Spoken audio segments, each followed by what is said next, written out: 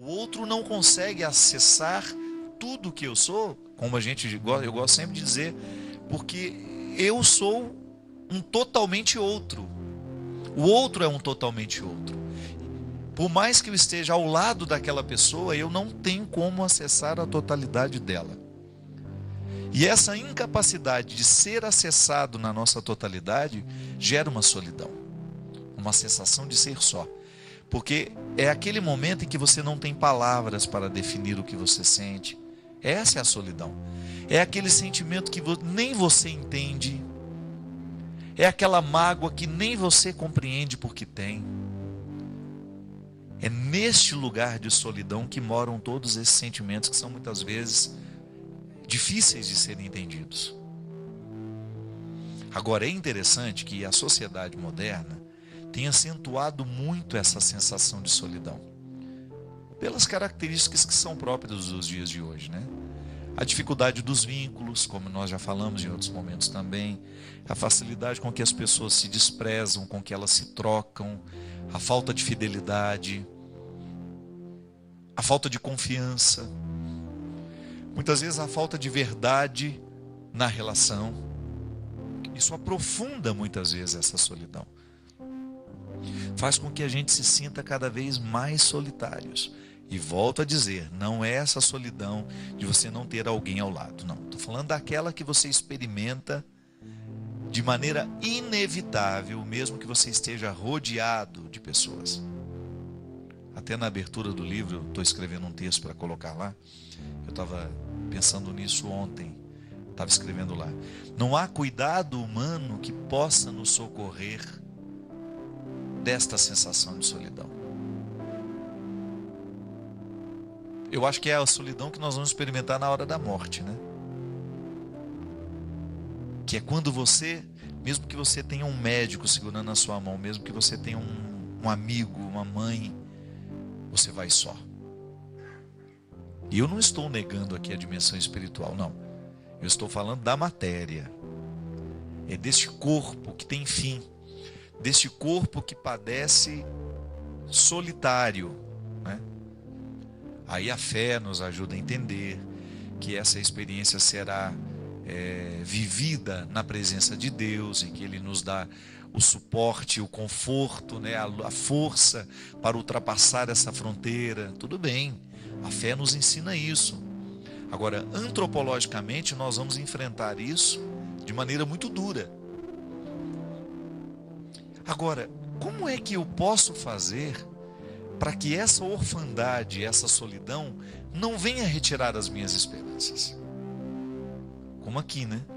Essa menina já teve muita facilidade de ser quem ela era, muito elogiada por todo mundo, certamente uma pessoa muito querida, mas de repente ela mergulhou nessa solidão e ela descobriu de que nada valeria, não adianta o outro me reconhecer se eu não me reconheço. Não adianta o outro me querer bem se eu não me quero, se eu não me acolho. E aí, minha gente, nós entramos nessa questão que nós já tocamos tantas vezes, mas que ela é sempre atual, ela é sempre necessária de ser dita. O ser humano que não se acolhe, o ser humano que não se conhece, que não está disposto a viver esse dilema de ser quem é, não vai alcançar, não vai conseguir viver essa realização humana.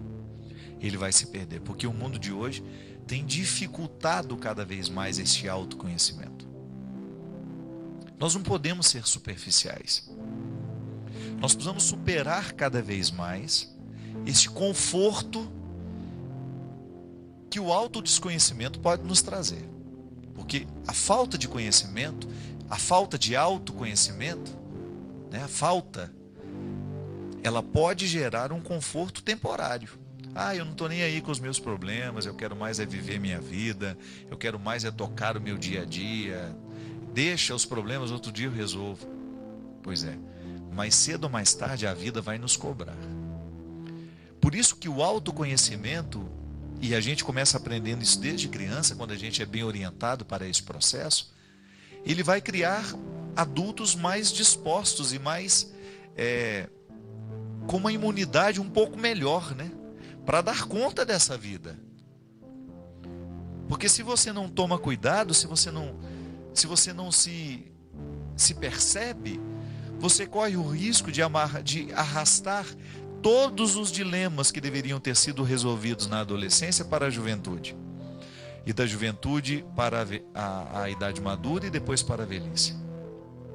E aí, porque você não resolveu aquele conflito na hora certa, você corre o risco de depois não ter condições de resolver. Porque estão todos acumulados. Superar essa superficialidade dia a dia. É inevitável. Olha, a nossa cultura, ela favorece a superficialidade. Os ambientes que nós frequentamos, muitas vezes, eles favorecem a superficialidade. Você vê pela altura da música, que impede que as pessoas conversem. O livro que muitas vezes nos chama a atenção. O livro que às vezes a gente quer ler. Ah, mas esse livro está tão chato, eu não estou entendendo muito. Por quê? Porque aquela leitura está te retirando da zona de conforto.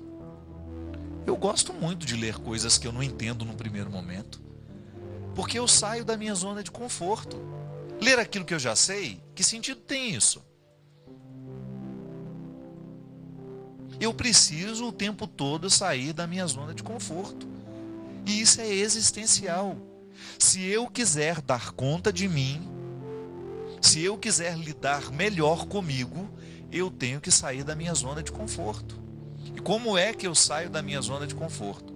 Na minha convivência, no meu encontro com os outros, com os que são diferentes de mim, e até mesmo com os que são meus amigos e que são parecidos comigo. Também posso sair da zona de conforto, desde que eu permita que aquele relacionamento não seja superficial. Pelo amor de Deus, nós não podemos ter uma postura superficial.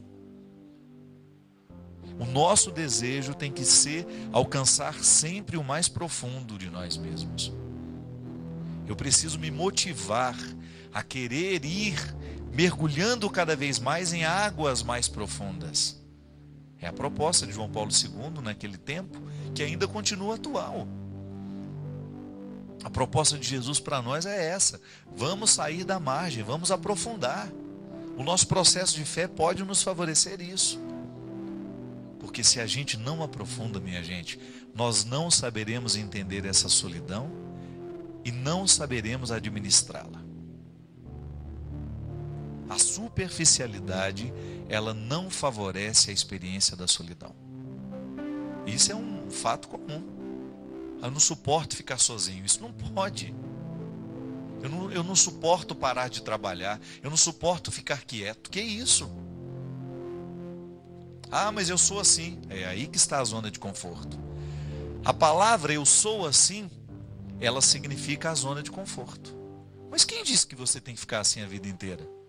Quem disse que você, mesmo sendo um trabalhador ativo, sendo dinâmico, quem disse que você também não pode ser afeito a uma reflexão que vai te fazer parar? Você que não gosta de ler, quem disse que você vai morrer sem poder fazer aí, despertar em você o gosto pela leitura? Buscar a profundidade. Você que só escuta aquela música que... Não. Você tem condições de fazer a experiência da profundidade. Porque é ela que nos dá condições de lidar com as nossas questões mais fundamentais. E a gente não pode morrer sem resolver esses conflitos, viu?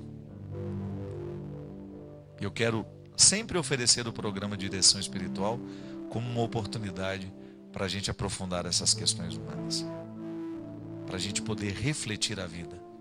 E a partir da reflexão que fazemos, ultrapassar essa zona de conforto e chegar do lado de lá um pouco melhor do que quando estávamos aqui neste lugar.